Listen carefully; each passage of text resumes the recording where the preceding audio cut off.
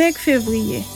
Lévitique chapitre 13, chapitre 14, chapitre 15, chapitre 16.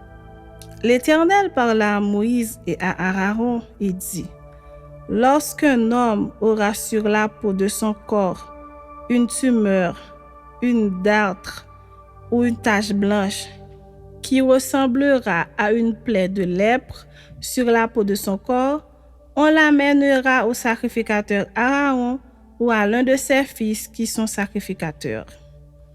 Le sacrificateur examinera la plaie qui est sur la peau du corps.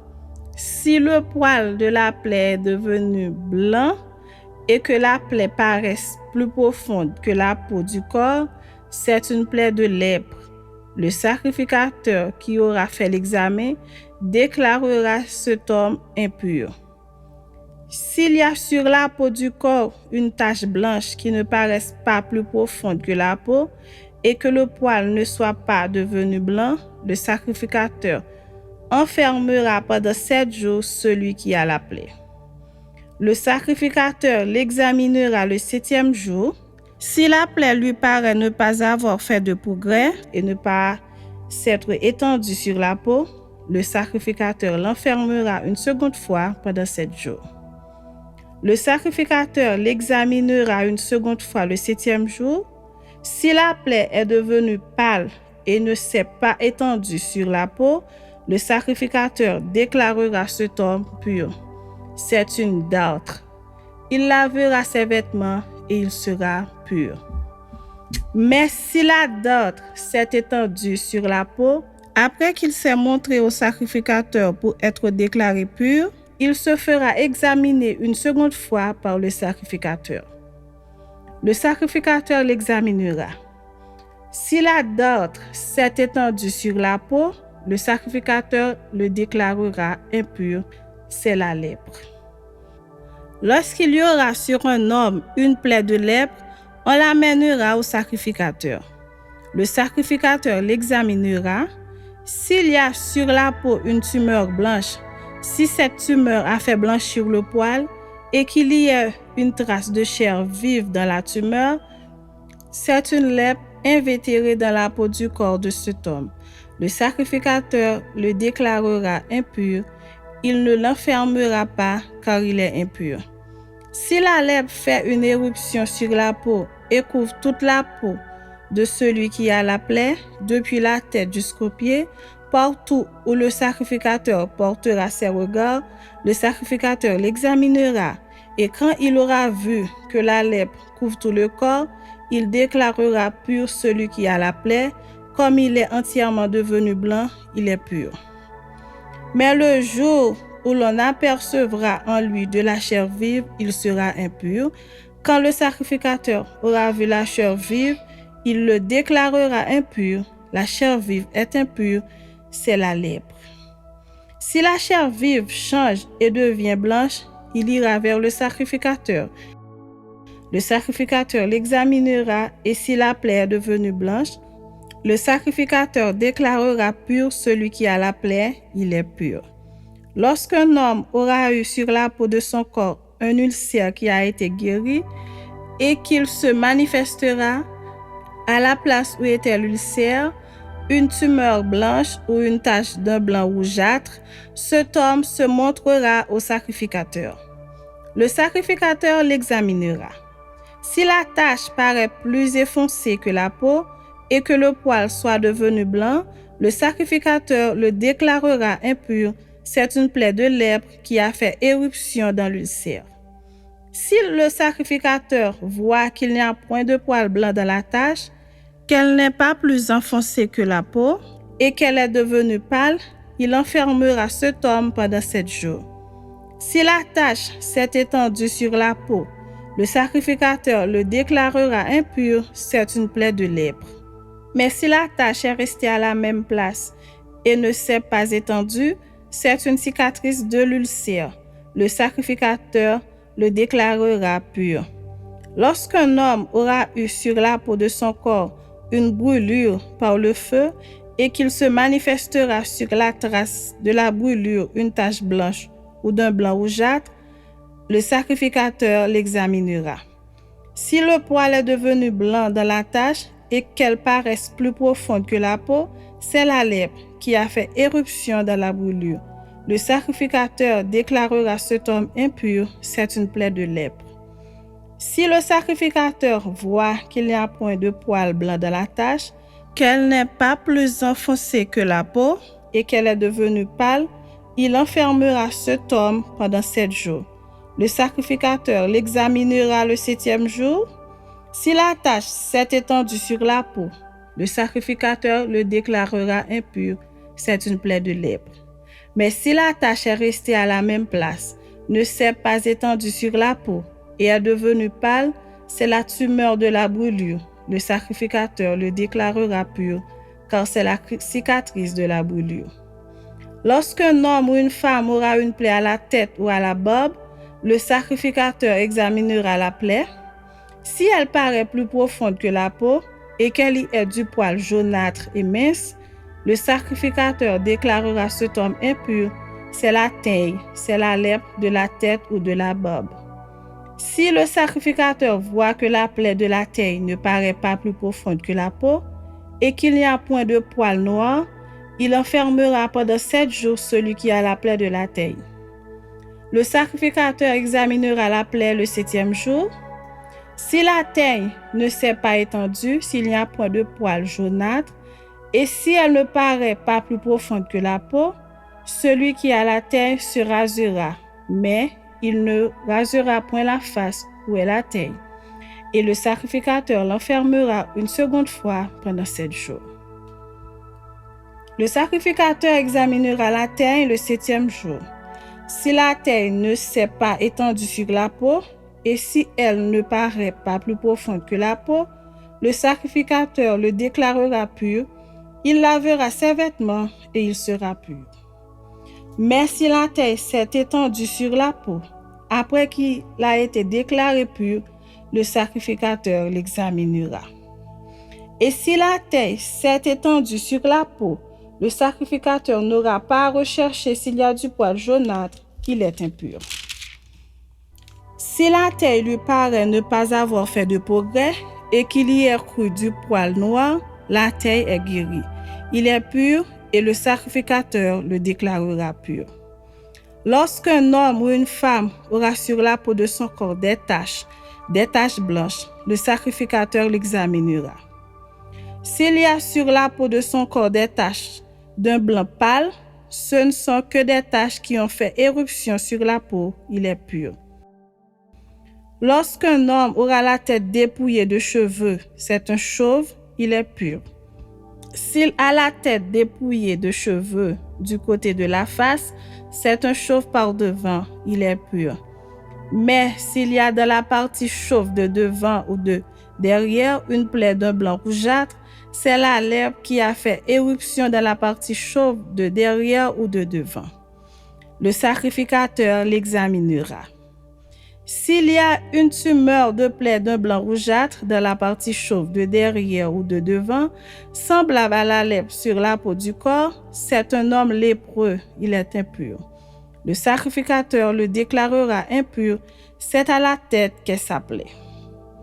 Le lépreux, atteint de la plaie, portera ses vêtements déchirés et aura la tête nue, il se couvrira la barbe et criera impur, impur. Aussi longtemps qu'il aura la plaie, il sera impur. Il est impur, il habitera seul, sa demeure sera hors du camp. Lorsqu'il y aura sur un vêtement une plaie de lèpre, sur un vêtement de laine ou sur un vêtement de lin, à la chaîne ou à la trame de lin, ou la laine sur une peau ou sur quelque ouvrage de peau, et que la plaie sera verdâtre ou rougeâtre sur le vêtement ou sur la peau, à la chaîne ou à la trame, ou sur un objet quelconque de peau, c'est une plaie de lèpre, et elle sera montrée au sacrificateur. Le sacrificateur examinera la plaie, et il enfermera pendant 7 jours ceux qui en est attaqué. Il examinera la plaie le 7e jour. Si la plaie s'est étendue sur le vêtement, à la chaîne ou à la trame, sur la peau ou sur l'ouvrage quelconque fait de peau, c'est une plaie de lèpre invétérée. L'objet est impur. Il brûlera le vêtement, la chaîne ou la trame de laine ou de lin, l'objet quelconque de peau sur lequel se trouve la plaie, car c'est une lèpre invétérée. Il sera brûlé au feu. Mais si le sacrificateur voit que la plaie ne s'est pas étendue sur le vêtement, sur la chaîne ou sur la trame, sur l'objet quelconque de peau, il ordonnera qu'on lave ce qui est attaqué de la plaie et il l'enfermera une seconde fois pendant 7 jours. Le sacrificateur examinera la plaie après qu'elle aura été lavée. Si la plaie n'a pas changé d'aspect et ne s'est pas étendue, l'objet est impur, il sera brûlé au feu, c'est une partie de l'endroit ou de l'envers qui a été rongée. Si le sacrificateur voit que la plaie est devenue pâle après avoir été lavée, il l'arrachera du vêtement ou de la peau, de la chaîne ou de la trame. Si elle paraît encore sur le vêtement, à la chaîne ou à la trame, ou sur l'objet quelconque de peau, c'est une éruption de lèpre. Ce qui est attaqué de la plaie sera brûlé au feu. Le vêtement, la chaîne ou la trame, l'objet quelconque de peau qui a été lavé et dont la plaie a disparu, sera lavé une seconde fois et il sera pur. Telle est la loi sur la plaie de la lèpre lorsqu'elle attaque les vêtements de laine ou de lin, la chaîne ou la trame ou un objet quelconque de peau et d'après laquelle ils seront déclarés purs ou impurs. Chapitre 14. Loi sur la purification de la lèpre. L'Éternel parla à Moïse et dit: Voici quelle sera la loi sur le lépreux pour le jour de sa purification. On l'amènera devant le sacrificateur. Le sacrificateur sortira du camp et il examinera le lépreux. Si le lépreux est guéri de la plaie de la lèpre, le sacrificateur ordonnera que l'on prenne pour celui qui doit être purifié 2 oiseaux vivants et purs, du bois de cèdre, du cramoisi et de l'hysope. Le sacrificateur ordonnera qu'on égorge l'un des oiseaux sur un vase de terre sur de l'eau vive. Il prendra l'oiseau vivant, le bois de cèdre, le cramoisi et l'hysope, et il les trempera avec l'oiseau vivant dans le sang de l'oiseau égorgé sur l'eau vive. Il en fera 7 fois l'aspersion sur celui qui doit être purifié de la lèpre. Puis il le déclarera pur et il lâchera dans les champs l'oiseau vivant.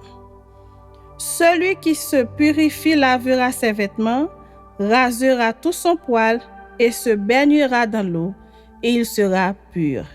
Ensuite, il pourra entrer dans le camp, mais il restera 7 jours hors de sa tente. Le 7e jour, il rasera tout son poil, sa tête, sa barbe, ses sourcils. Il rasera tout son poil, il lavera ses vêtements et baignera son corps dans l'eau et il sera pur. Le 8e jour, il prendra 2 agneaux sans défaut et une brebis d'un an sans défaut, 3/10 d'un épha de fleur de farine en offrande pétrie à l'huile et un log d'huile. Le sacrificateur qui fait la purification présentera l'homme qui se purifie et toutes ces choses devant l'Éternel à l'entrée de la tente d'assignation. Le sacrificateur prendra l'un des agneaux et il l'offrira en sacrifice de culpabilité avec le log d'huile. Il les agitera de côté et d'autre devant l'Éternel. Il égorgera l'agneau dans le lieu où l'on égorge les victimes expiatoires et les holocaustes, dans le lieu saint, car dans le sacrifice de culpabilité comme dans le sacrifice d'expiation, la victime est pour le sacrificateur, c'est une chose très sainte.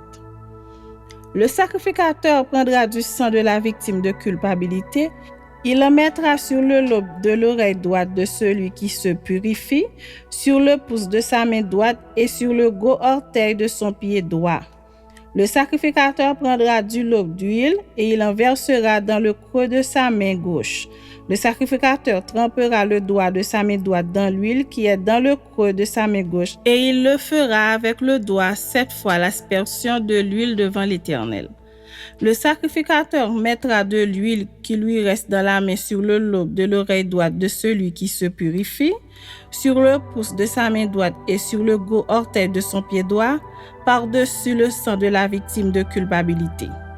Le sacrificateur mettra ce qui lui reste d'huile dans la main sur la tête de celui qui se purifie, et le sacrificateur fera pour lui l'expiation devant l'Éternel. Puis le sacrificateur offrira le sacrifice d'expiation, et il le fera l'expiation pour celui qui se purifie de sa souillure. Ensuite, il égorgera l'holocauste. Le sacrificateur offrira sur l'autel l'holocauste et l'offrande, et il offrira pour cet homme l'expiation, et il sera pur. S'il est pauvre et que ses ressources soient insuffisantes, il prendra un seul agneau qui sera offert en sacrifice de culpabilité après avoir été agité de côte et d'autre, et avec lequel on fera pour lui l'expiation. Il prendra un seul dixième de fleur de farine pétrie à l'huile pour l'offrande et un loc d'huile. Il prendra aussi 2 tourterelles ou 2 jeunes pigeons selon ses ressources, l'un pour le sacrifice d'expiation et l'autre pour l'holocauste. Le 8e jour, il apportera pour sa purification toutes ces choses au sacrificateur à l'entrée de la tente d'assignation devant l'Éternel. Le sacrificateur prendra l'agneau pour le sacrifice de culpabilité et le loc d'huile, et il les agitera de côté et d'autre devant l'Éternel. Il égorgera l'agneau du sacrifice de culpabilité. Le sacrificateur prendra du sang de la victime de culpabilité, il en mettra sur le lobe de l'oreille droite de celui qui se purifie, sur le pouce de sa main droite et sur le gros orteil de son pied droit. Le sacrificateur versera de l'huile dans le creux de sa main gauche. Le sacrificateur fera avec le doigt de sa main droite 7 fois l'aspersion de l'huile qui est dans sa main gauche devant l'Éternel. Le sacrificateur mettra de l'huile qui est dans sa main sur le lobe de l'oreille droite de celui qui se purifie, sur le pouce de sa main droite et sur le gros orteil de son pied droit, à la place où il a mis du sang de la victime de culpabilité. Le sacrificateur mettra ce qui lui reste d'huile dans la main sur la tête de celui qui se purifie, afin de faire pour lui l'expiation devant l'Éternel. Puis, il offrira l'une des tourterelles ou l'un des jeunes pigeons qu'il a pu se procurer. L'un en sacrifice d'expiation, l'autre en holocauste avec l'offrande, et le sacrificateur fera pour lui qui se purifie l'expiation devant l'Éternel. Telle est la loi pour la purification de celui qui a une plaie de lèpre et dont les ressources sont insuffisantes. L'Éternel parla à Moïse et à Aaron et dit: Lorsque vous serez entrés dans le pays de Canaan, dont je vous donne la possession, si je mets une plaie de lèpre sur une maison du pays que vous posséderez, celui à qui appartiendra la maison ira le déclarer au sacrificateur et dira: J'aperçois comme une plaie dans ma maison. Le sacrificateur, avant d'y entrer pour examiner la plaie, ordonnera qu'on vide la maison afin que tout ce qui y est ne devienne pas impur. Après cela, le sacrificateur entrera pour examiner la maison.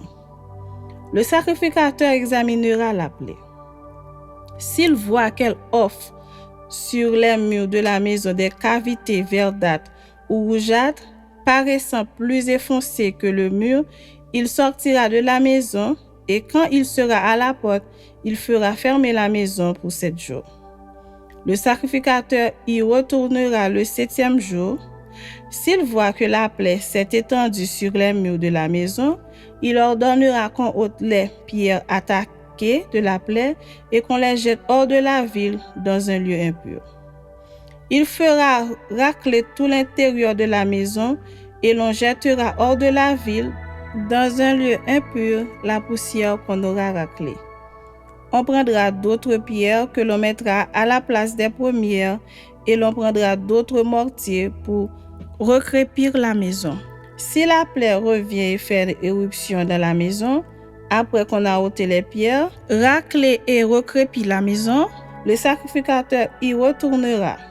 S'il voit que la plaie s'est étendue dans la maison, c'est une lèpre invétérée dans la maison, elle est impure. On abattra la maison, les pierres, le bois et tout le mortier de la maison, et l'on portera ces choses hors de la ville dans un lieu impur. Celui qui sera entré dans la maison pendant tout le temps qu'elle était fermée sera impur jusqu'au soir. Celui qui aura couché dans la maison lavera ses vêtements. Celui qui aura mangé dans la maison lavera aussi ses vêtements. Si le sacrificateur qui est retourné dans la maison voit que la plaie ne s'est pas étendue, après que la maison a été recrépie, il déclarera la maison pure car la plaie est guérie. Il prendra pour purifier la maison 2 oiseaux, du bois de cèdre, du cramoisi et de l'hysope. Il égorgera l'un des oiseaux sur un vase de terre sur de l'eau vive. Il prendra le bois de cèdre, l'hysope, le cramoisi et l'oiseau vivant. Il les trempera dans le sang de l'oiseau égorgé et dans l'eau vive, et il en fera 7 fois l'aspersion sur la maison. Il purifiera la maison dans le sang de l'oiseau, avec de l'eau vive, avec l'oiseau vivant, avec le bois de cèdre, l'hysope et le cramoisi. Il lâchera l'oiseau vivant hors de la ville, dans les champs. C'est ainsi qu'il fera pour la maison l'expiation, et elle sera pure. Telle est la loi pour toute plaie de lèpre et pour la teigne, pour la lèpre des vêtements et des maisons, pour les tumeurs, les dartres et les taches. Elle enseigne quand une chose est impure et quand elle est pure. Telle est la loi sur la lèpre. Chapitre 15. Loi sur les impuretés de l'homme et de la femme. L'Éternel parla à Moïse et à Aaron et dit: Parlez aux enfants d'Israël et dites-leur: Tout homme qui a une gonorrhée est par là même impur. C'est à cause de sa gonorrhée qu'il est impur. Que sa chair laisse couler son flux ou qu'elle le retienne, il est impur. Tout lit sur lequel il couchera sera impur, et tout objet sur lequel il s'assiera sera impur. Celui qui touchera son lit lavera ses vêtements, se lavera dans l'eau et sera impur jusqu'au soir. Celui qui s'assiera sur l'objet sur lequel il s'est assis lavera ses vêtements, se lavera dans l'eau et sera impur jusqu'au soir. Celui qui touchera sa chair lavera ses vêtements, se lavera dans l'eau et sera impur jusqu'au soir. S'il crache sur un homme pur, cet homme lavera ses vêtements, se lavera dans l'eau et sera impur jusqu'au soir. Toute monture sur laquelle il s'assiera sera impure. Celui qui touchera une chose quelconque qui a été sous lui sera impur jusqu'au soir. Et celui qui la portera lavera ses vêtements, se lavera dans l'eau et sera impur jusqu'au soir.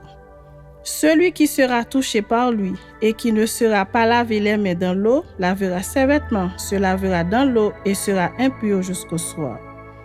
Tout vase de terre qui sera touché par lui sera brisé, et tout vase de bois sera lavé dans l'eau. Lorsqu'il sera purifié de son flux, il comptera 7 jours pour sa purification, il lavera ses vêtements, il lavera sa chair avec de l'eau vive et il sera pur.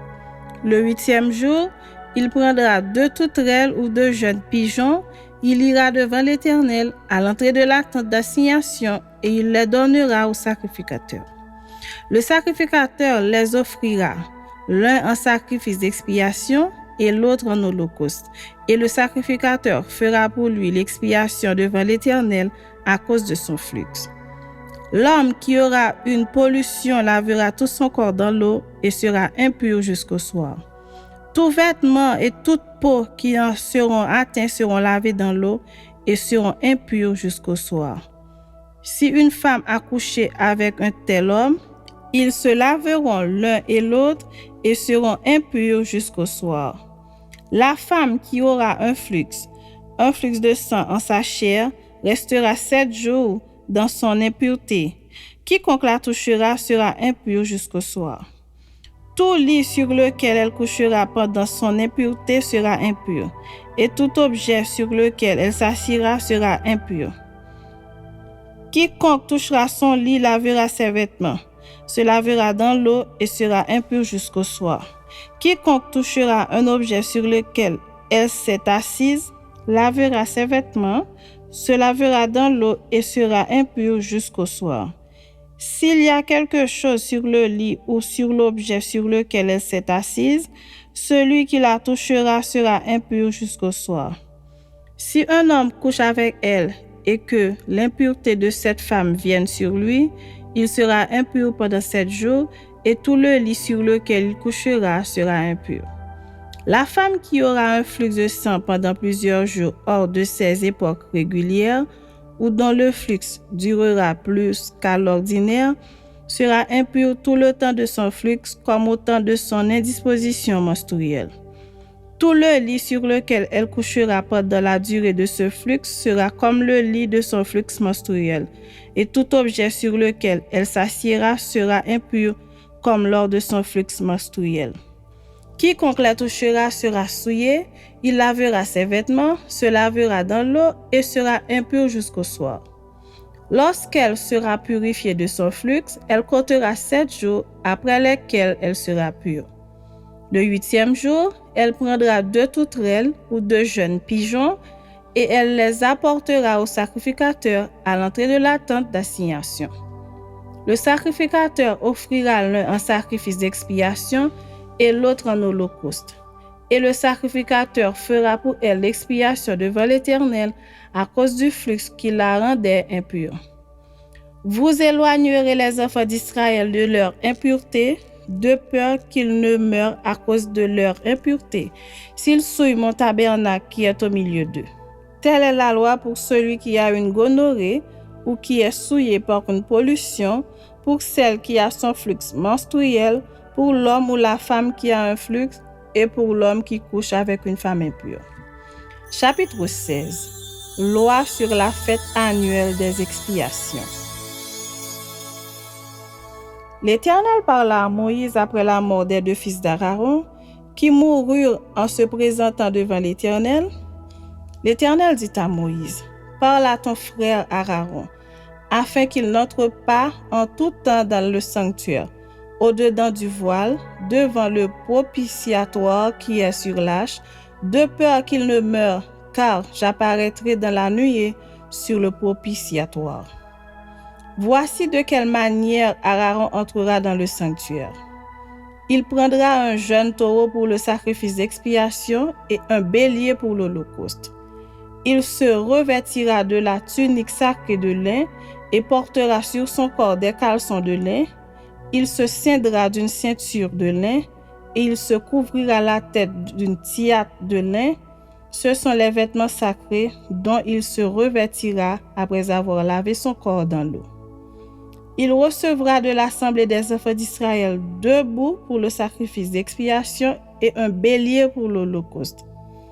Aaron offrira son taureau expiatoire et il fera l'expiation pour lui et pour sa maison. Il prendra les 2 boucs et qu'il les placera devant l'Éternel à l'entrée de la tente d'assignation. Aaron jettera le sort sur les 2 boucs, un sort pour l'Éternel et un sort pour Azazel. Aaron fera approcher le bouc sur lequel est tombé le sort pour l'Éternel et il l'offrira en sacrifice d'expiation. Et le bouc sur lequel est tombé le sort pour Azazel sera placé vivant devant l'Éternel afin qu'il serve à faire l'expiation et qu'il soit lâché dans le désert pour Azazel. Aaron offrira son taureau expiatoire et il fera l'expiation pour lui et pour sa maison. Il égorgera son taureau expiatoire. Il prendra un brasier plein de charbon ardent ôté de dessus l'autel devant l'Éternel et 2 poignées de parfum odoriférant en poudre. Il portera ces choses au-delà du voile. Il mettra le parfum sur le feu devant l'Éternel afin que la nuée du parfum couvre le propitiatoire qui est sur le témoignage et il ne mourra point. Il prendra du sang du taureau et il fera l'aspersion avec son doigt sur le devant du propitiatoire vers l'Orient. Il fera avec son doigt 7 fois l'aspersion du sang devant le propitiatoire. Il égorgera le bouc expiatoire pour le peuple et il emportera du sang au-delà du voile. Il fera avec ce sang comme il a fait avec le sang du taureau. Il en fera l'aspersion sur le propitiatoire et devant le propitiatoire. C'est ainsi qu'il fera l'expiation pour le sanctuaire à cause des impuretés des enfants d'Israël et de toutes les transgressions par lesquelles ils ont péché. Il fera de même pour la tente d'assignation qui est avec eux au milieu de leur impureté. Il n'y aura personne dans la tente d'assignation lorsqu'il entrera pour faire l'expiation dans le sanctuaire jusqu'à ce qu'il en sorte. Il fera l'expiation pour lui et pour sa maison et pour toute l'assemblée d'Israël. En sorte, il ira vers l'autel qui est devant l'Éternel et il fera l'expiation pour l'autel. Il prendra du sang du taureau et du bouc et il en mettra sur les cornes de l'autel tout autour. Il fera avec son doigt 7 fois l'aspersion du sang sur l'autel. Il le purifiera et le sanctifiera à cause des impuretés des enfants d'Israël. Lorsqu'il aura achevé de faire l'expiation pour le sanctuaire, pour la tente d'assignation et pour l'autel, il fera approcher le bouc vivant. Aaron posera ses 2 mains sur la tête du bouc vivant et il confessera sur lui toutes les iniquités des enfants d'Israël et toutes les transgressions par lesquelles ils ont péché. Il les mettra sur la tête du bouc, puis il le chassera dans le désert à l'aide d'un homme qui aura cette charge. Le bouc emportera sur lui toute leur iniquité dans une terre désolée, il sera chassé dans le désert. Aaron entrera dans la tente d'assignation, il quittera les vêtements de lin qu'il avait mis en entrant dans le sanctuaire et il les déposera là. Il lavera son corps avec de l'eau dans le lieu saint et reprendra ses vêtements. Puis il sortira, offrira son holocauste et l'holocauste du peuple et fera l'expiation pour lui et pour le peuple. Il brûlera sur l'autel la graisse de la victime expiatoire. Celui qui aura chassé le bouc pour Azazel lavera ses vêtements et lavera son corps dans l'eau. Après cela, il rentrera dans le camp. On emportera hors du camp le taureau expiatoire et le bouc expiatoire dont on a apporté le sang dans le sanctuaire pour faire l'expiation. Et l'on brûlera au feu leur peau, leur chair et leurs excréments. Celui qui les brûlera lavera ses vêtements et lavera son corps dans l'eau, et après cela, il rentrera dans le camp. C'est ici pour vous une loi perpétuelle. Au 7e mois, le 10e jour du mois, vous humilierez vos âmes, vous ne ferez aucun ouvrage, ni l'indigène, ni l'étranger qui séjourne au milieu de vous. Car en ce jour, on fera l'expiation pour vous, afin de vous purifier. Vous serez purifiés de tous vos péchés devant l'Éternel. Ce sera pour vous un sabbat, un jour de repos, et vous humilierez vos âmes. C'est une loi perpétuelle. L'expiation sera faite par le sacrificateur qui a reçu l'onction et qui a été consacré pour succéder à son père dans le sacerdoce. Il se revêtira des vêtements de lin, des vêtements sacrés. Il fera l'expiation pour le sanctuaire de sainteté, il fera l'expiation pour la tente d'assignation et pour l'autel, et il fera l'expiation pour les sacrificateurs et pour tout le peuple de l'assemblée. Ce sera pour vous une loi perpétuelle. Il sera une fois chaque année l'expiation pour les enfants d'Israël à cause de leurs péchés. On fit ce que l'Éternel avait ordonné à Moïse.